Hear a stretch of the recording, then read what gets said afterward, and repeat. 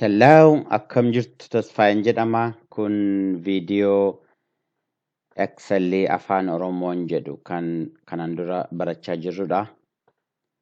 Eksellii kutaa tokkoffaa kun viidiyoo 18ffaadha.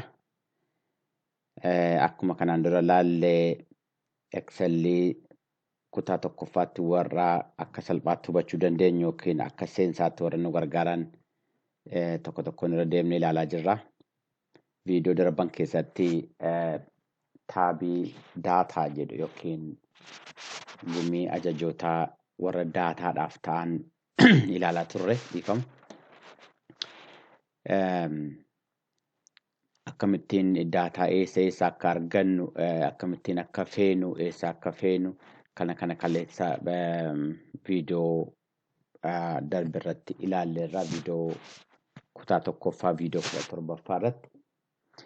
Dabalaanis immoo daataa feenee akka kanatti ilaallee daataa bu'aan daataan hojjechuu dandeenyu ilaalaa turre. Har'a warra afaan ilaalla. Akkuma argitan jarri kun daataa isaa qabaachuu hin dandeenyu yeroodhaaf. Kanaaf irra dabarraa ammaaf hagguu daataa isaa argannutti deebina. Jara kana already ilaalleerra sort warra godhan viidiyoo irratti ilaalleerra viidiyoota duraan baran irratti ilaalleerra so irra hin deebinu. Jara kana ilaalla warra afaan kana ilaalla har'a. Akkuma argitan daataa kaleessa daataa guddaan tun taane daataa sarara 100 ta'uu qabna. Daataan kun daataa bittaaf gurgurtaa kan ilaallatudha. Naannoo kamirraa akka gurgurame akka bitame biyya isaa gosa mi'a bitame sanaa bakka suuqiidhaa bitame immoo interneetarraa akka bitame duraa duubummaa yagguu ajajni sun ajajame duraa duubummaa isaa kan agarsiisu high-low priority guyyaanni ajajame guyyaanni fe'ame ajajni sun ID'n isaa wanti adda baasnu warra kanarra maal akka ta'e mi'a meeqa akka gurgurame miini tokko gatiin isaa hammam akka ta'e walumaa gala immoo kuniif kuni amma akkamitti amma gurgurame sanarraati bu'aa amma kam walumaa galatti akka buufatame kan agarsiisudha. So akkuma kaleessa laalle yoo daataan keenya guddaa ta'e adda baafachuun baay'ee nu rakkisa. Kanaaf daataa kana akka gaariitti hubachuudhaaf piivot table yoo galchine baay'ee salphaadha. Piivot table galchinaan daataan keenya amma kam akka ta'e salphaatti ilaaluu dandeenya. Piivot table immoo daataa kana keessa iddoo ta'e rukunnee booddee jechuun daataadha alaa ta'uu hin qabu. Iddoo barbaade rukunnee booddee achiiti insert pivot table gaafa jennu daataan nuyi qabnu naannoon hundumti isaa hin filama. Filamuu duwwaatu hin taane maqaan daataa keenya faayila keenya yookiin yoo barbaanne immoo yoo kanaanis ta'uu baate iddoo jalqabaa A tokkorraa kaasee amma gajjallaa kanaatti amma seelii kanaatti kuni laa 100tti filama jechuudha asitti. Garuu daataan kun maqaa biraati already gatii maqaan asitti kennameefii jiruu fi kanaaf maqaan kun kan galee maqaa kana yoo barbaanne jijjiiruu dandeenya. Egaa daataan yoo qabnu hundumti isaanuu filameera jechuudha. Achiiti shiitii kan akka kanaa bakka biraatti haa ta'u immoo asitti haa ta'u akkuma barbaannedha. Fakkeenyaaf asitti gochuu dandeenya. Asitti iddoo kanatti gochuu barbaanne asitti maalan godhaa iddoo sana dhaqee filadha. Dhagguun iddoo itti jalqaba barbaadu sana filuu shiitiin kun achitti naa gala. Asii kaasee iddoo kanatti jechuudha. Achitti gaafan okay jedhu wanta irratti hojjedhu iddoo amma sanatti gala jechuudha. Akkuma argitan baay'ee dhiphoon duraa ta'a. Anyway, kana babal'isuu dandeenya. Iddoo silatti filadhee kaasnee iddoo kanatti daataa keenya kaa'uu dandeenya jechuudha. So daataa kana daataa sarara 100 kana mee akkam akkas akka ilaalla biyyoota isti baay'ee dheeraadha. Biyyoonni itti gurguraman irraa bitaman.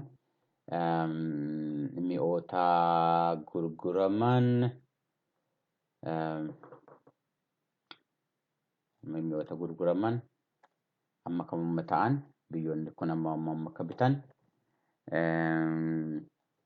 walumaa gala waan isaan kaffalan mi'oota sana gurgurtaa biyya sana irratti gurgurame irraati bu'aa akka buufanne akka salphaatti walitti qabuu dandeenya. Yoo as deebine gara daataa keenya ilaalle biyya al tokko duwwaa miti kan jiru biyya al baay'ee jira. Fakkeenyaaf akkamis nutti agarsiisa biyya lama al sadi dhiyaachuu danda'a.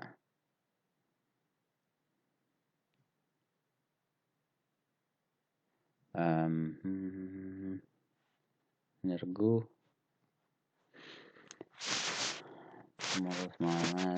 France, Mexico kunoas, ammasas Mexico kunoas, Mexico kan biraa kunoas. Akkuma kana biyyoonni maqaa lama dhiyaachuu danda'u. Garuu piivot irratti hojjennu garuu biyya tokko duwwaa fudhateetu piivotiin biyya tokko duwwaa fudhatee warra as jiran kana walitti ida'ee nuu kaa'a jechuudha. Kanaaf piivotiin baay'ee gaarii nuu ta'a. Akka biyyaatiin akka bitameen jechuudha. Biyyoota al meeqa akka isaanii ba'an yoo barbaanne nutti agarsiisa. Yoo biyya asirra keenye lakkoofsa biyya al meeqa akka ta'an arguu dandeenya. Badaa biyyiin ture sirrii kanaaf arguu dandeenya. Amma Awustiraaliyaan al 3, Meksikoon al 3, Siraaliyoon al 3 warri kaan al tokko, Gaambiyaan al 4. Kun lakkoofsa gatii biyya walitti ida'uun gatii hin dandeenyee fi qubee waan ta'eef walitti ida'uu waan hin dandeenyeef Eksselii automaatikaalii maal godha? Lakkaa kanaaf count of country jedhee kaa'ee jechuudha. Sun akka daataatti nu barbaachisu kanaaf keessaa baasuu dandeenya jechuudha. Tokko kanadha. Lammata akkuma argitan biyyi baay'ee dheeraa waan ta'eef fakkeenyaaf yoo riijinii finneetti daballee riijiniidhaan adda kaa'uu dandeenya. Warra Eejiyaa jiran, warra Afrikaa jiran, warra Yuuroop jiran akkanatti adda hiruu dandeenya. Tokko sana immoo yoo sana dhiisne yoo riijinii fiiltara keessa keenya gara caalaa ta'uu danda'a laata. Akka fiiltaraatti gargaaramne fakkeenyaaf Sabsaaraan Afrikaa duwwaa nutti agarsiisa yoo jenne Sabsaaraan Afrikaa warra ta'an arguu dandeenya jechuudha. Akkanattiin yookaan immoo Sabsaaraan Afrikaa miti kan barbaannu Yuurooppii barbaannu biyyoota Yuurooppii keessa ta'an akkanatti daataa isaanii kophaatti kaa'uu dandeenya. Piivot teebiliin baay'ee gaariidha. Keessumaa warri lakkoofsa irratti hojjetan gurgurtaa irratti hojjetan akkaawuntii irratti hojjetan baay'ee isin gargaaruu danda'a. Kanadha. Kana kaleessa already ilaalle irra deebi'uudha barbaade miti. So waan ani godhu kanan qulqulleessa. Wanti ilaallu warra itti butatanii ilaalan as keessaa taabii daataa jedhu keessaa warra ilaaluu qabnudha. Tokko kanatti deebina yoo waan qubeedhaan lakkaa'ame gara koolamiitti jijjiiruu hiruun barbaachisa keessaatti kan hiruun dura jiraatu hin jiru. Akka jedhu split a single column of text into multiple columns jedha. Yoo kana fakkeenyaaf kunii fi kuni walitti hidhamee jiraate fakkeenyaaf yoo akka kanatti barreeffamee jiraate biyya Raashaa jedhu kophaatti kaa'uu barbaanne akka ittiin goonudha. Ammaaf daataa sana ittiin qabnu yeroo biraa ilaaluu dandeenya. kan biraa remove duplicate jedha. Yoo sararri kun dogoggoraan isa ta'uu akka hin beekamneen daataan jiru tokko al lama yoo jiraate dogoggora ta'uu danda'a. Yoo guyyaanis maal saamni isaa wal tokko ta'e. So yeroo sana daataa keenya qulqulluu ta'uu isaa ilaaluudhaaf remove duplicate jenna. Akkuma remove duplicate jennu warra mata duree kana isaa filee tokkoon isaanii sarara kana tokkoon check godha. Okay jennu duplicatein hin jiru jedha. Garuu duplicate goone ilaallu. Amma kana jara kana duplicate goone asitti irra deddeebinee barreessinu. Okay. Sarara 1 2 3 4 5 6 7 8 9 10 11 sarara 11 duplicate goone al lamarra deebine yoo daataan keenya kana ta'e achi dhufnee duplicate difama duplicate gaafa jennu akkuma silaa daataa hunduma isaanuu fila achiti okay gaafa jennu 11 duplicate values found and removed. Kurnan tokkoon isaanii duplicate zone hundi isaa argamee irraa haqameera jedha. Dhibba unique kan ta'e kan duplicate hin taane 100 jira. Gaafa deebinee ilaallu warra nuti sila copy goone paste goone hin jiru jechuudha. Badeera jechuudha. Kun daataa keenya qulqulluu ta'uudhaaf kan itti gargaaramnu kan nu gargaarudha. Baay'ee barbaachisaadha. Tokko sanadha.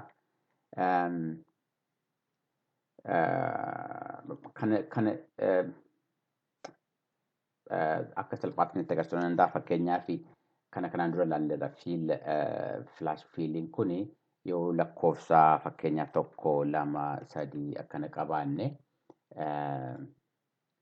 Agwa sirra rukunnu akkanatti kan guutnu jechuudha. Kanaan duras ilaalleerra waan adda ta'e hin jiru. Flash handling maybe kanarraati adda wanti isa gochuu danda'u jira. Wanti agguu kanatti gargaaramnu fakkeenyaaf 100 jennu asi. Agguu kanatti gargaaramnu calluma jedhee 100 dubboo afaa hin guutu. Daataa warra kana ilaaleetu guuta. Baay'ee ta'uu danda'a, dogoggora ta'uu danda'a. An 100 barreessee achi booddee akkanatti barreessee ilaala. Wanti kaa'ame kun dogoggora ta'uus danda'a. Garuu waan tokko ergi calculate goonee iddoo isa kana duwwaa value isa ergi calculate goonee asitti akka salphaatti daataa itti guutuu dandeenya. Kun kanaan dura kan argine wajjiniin tokkodha. So sun sanadha. Kan baay'ee isin gargaaruu danda'u kanadha. Keessumaa warri horii irratti fa'aa hojjettan, warri qabxii ijoollee fa'aa hojjettan university or college or high school isa ta'u beeksatti yoo ta'u warri qabxii ijoolleetti hojjettan validation yookaan warri horii irratti hojjetanii daataan keessan validate akka godhan wanta sitti barreeffamu maal akka ta'e lakkoofsa akkamii akka ta'e iddootti informationii kennitan yookiin dhoksaanis haa ta'u ifaadhaanis fakkeenyaaf iddoo kanarratti kan galu fakkeenyaaf whole numberidha jenna. Whole numberiin suni yookaan between yookaan greater than yookaan equal to yookaan waan barbaade ta'u fakkeenyaaf between yaa fudhannu iddoo kanatti lakkoofsi galuu danda'u lakkoofsa tokko amma 10 duwwaadha. Fakkeenyaaf amma 100 jennu umurii namaa.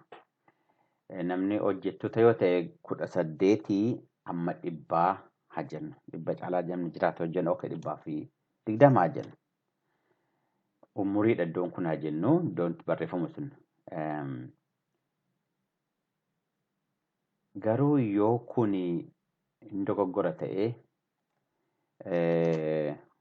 umurii 18 amma 120 okay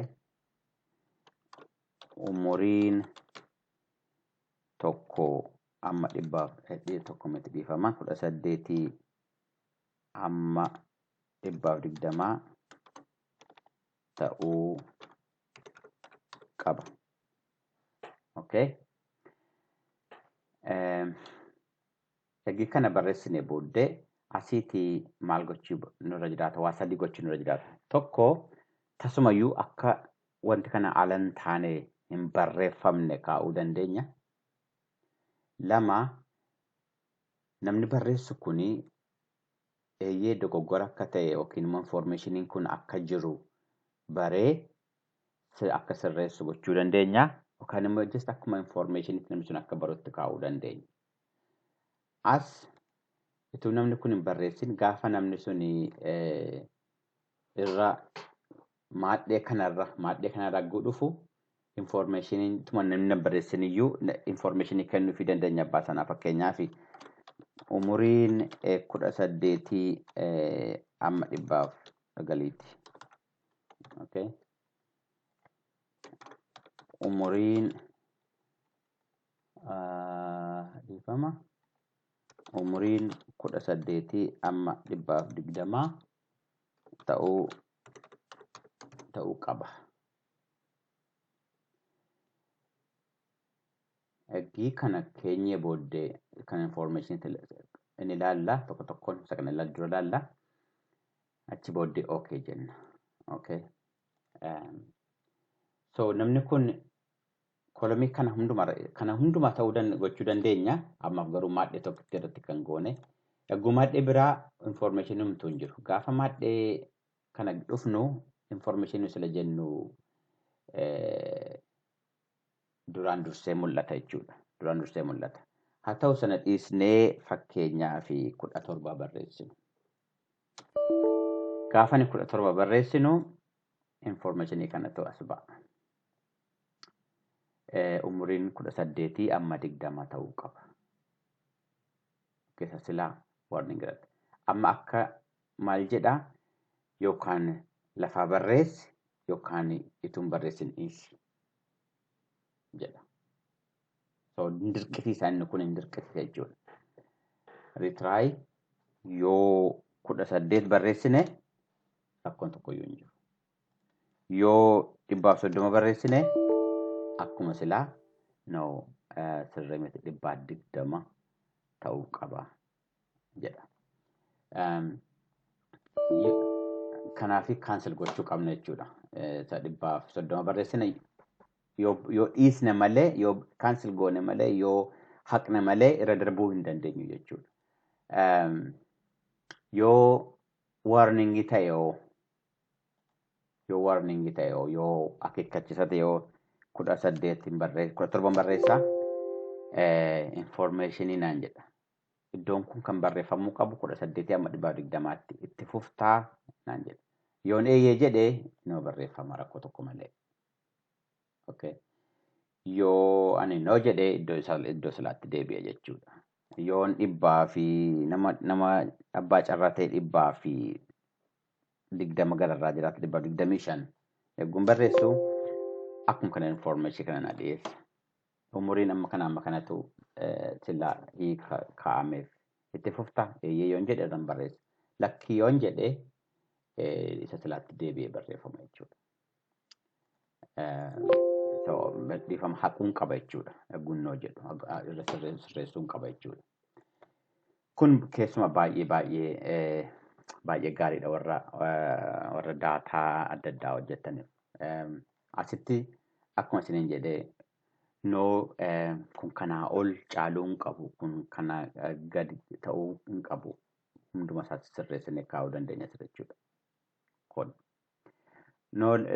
Lakkoofsa duwwaatu hin taane iddoo kanatti lakkoofsa akka hin galle yookiin lakkoofsi moodessi malee yookiin tuqaa booddee kan qabaatu akka ta'u yookaan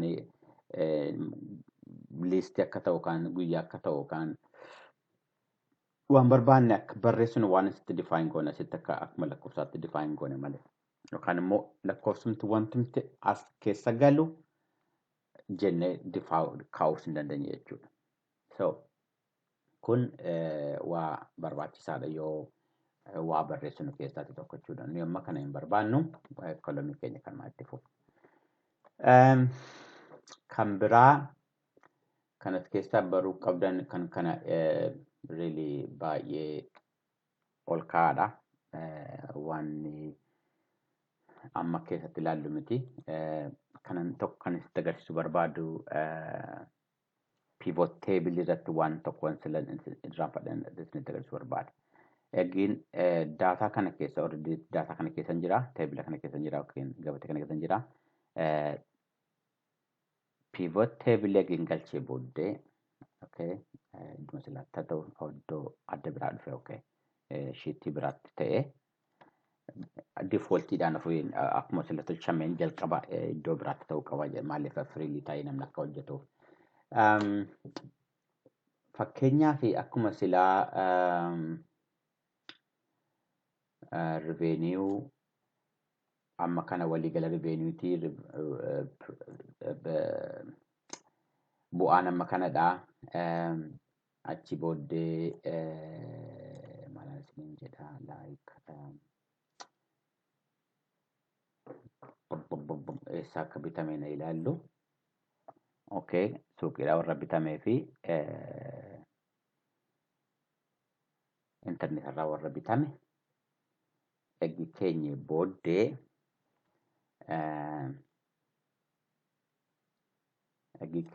kanuma eegi keenya booddee kanan isinitti agarsiisuu barbaade. Eegi kana keenya booddee kun walumaa gala dhagaa yoo biyyaan biyyi kun amma bitee biyyi kun amma bitee yoo jedhee ilaaluu barbaanne yookaan riijidiidhaan yoo kaa'u barbaanne dhufnee asiitii slicer waan jedhu kana kaa'achuu dandeenya. Sliceriin akka filtariiti garuu filtarii caalaatti akka gaariitti bareechinee itti gargaaramuu dandeenya. Jara kan lammaffaa fudhadha. Maybe biyyi dheeraa ta'ee fi order priority fudhadha. Okay. Kanatu naa dhufa. Okay.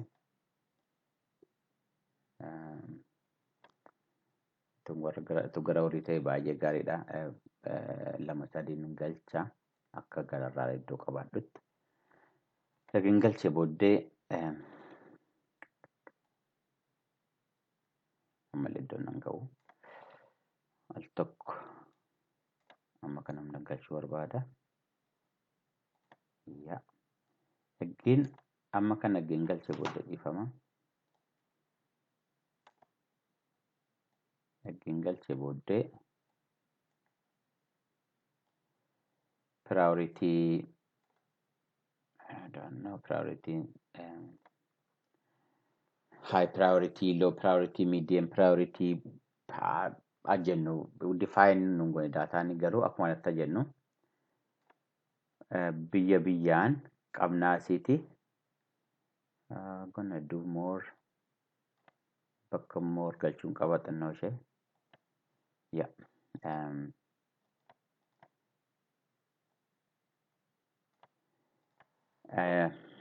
Akkasittiin amma high priority dhaan yoo ta'u barbaanne yookiin biyyaan yoo barbaanne gaafa nuyi jara kanarraa tuqnu daataan kun kan warra nuyi fille sana duwwaa nutti agarsiisa.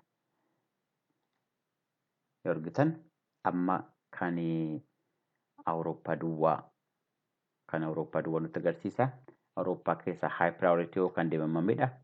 Awurooppaa keessa high priority kan deema. Akkasuma kan fillee Awurooppaadhaa fi higher priority kan deemnedha kan nutti agarsiisa jechuudha. Iddoo keenya silaatti deebi'uudhaa fi kana yoo argitan filtarii yoo kana gadhiisne hunduma isaa deebi'a. Ammas yoo kana irraa rakkunne hunduma isaa deebi'a. Kun tokko tokkoon kan gochuu dandeenya. Fakkeenyaaf okay North Americaadhaa fi Awurooppaa. Okay, lamman isaa walitti fille achi high priority dhaan mamtu deeme akkasittiin agarsiisuu dandeenya jechuudha. Amma high priority eeguu fillu North Americaanii high priority hin qabu waan ta'eef keessaa hafe jechuudha. Garuu ituu fakkeenyaaf kana fille ta'ee amma I don't know waan akka ta'e mucaan maal akka ta'e hin beeku akka ta'an difan maybe niwutiraalaa jennu guyyaatti fe'ame priority malee jennu lamman isaaniiyyuu qabu jechuudha. Medium priority lamman isaaniiyyuu qabu. Akkanattiin daataan keenya asiitiin hojii jijjiiramaa jechuudha. Egaa waa'ee waan daataa kana keessa jiru asumarratti dhaabna. Warra kaan kutaa ittaanoo keessatti kutaa ol ka'aa keessatti itti deebinee ilaalla. Jarri kun keessumaa warra daataa analysis forecast maal gochuudhaaf daataan keenya sanaaf qophaa'uu qaba. Egaa kanadha kan biraa waa'ee daataa amma tokko kan sadarkaa kanaaf ta'u taabii sattaanoo gumii ajajoota sattaanoo keessatti ilaalla. Keessumaa warra akka piivootii malee foormulaadhaan gargaaramnee daataa keenya ida'uu baay'isuu maal keessumaa akka kutaa kana sadarkaa kanaaf akka ta'utti daataa hojjenna malee gara calaayyuu gara kutaa olaanaa keessa waan jiru piivootiin faani. Haa ta'u barumsi gaariidhaan gargaara. Kana waa'ee daataa viidiyoo lamman sadan dhufu keessatti waa'ee daataa foormulaa irratti hojjenna. Probably kutaan jalqabaa maybe viidiyoo lama yookiin sadii booddeenuma jechuudha. Kutaa sattaanu kutaa olaanaatti itti fufna yoo Waaqayyo nu gargaare. Asirratti nugaa guyyaa gaarii qabaadhaa, guyyaa eebbifamaa qabaadhaa, nagaatti.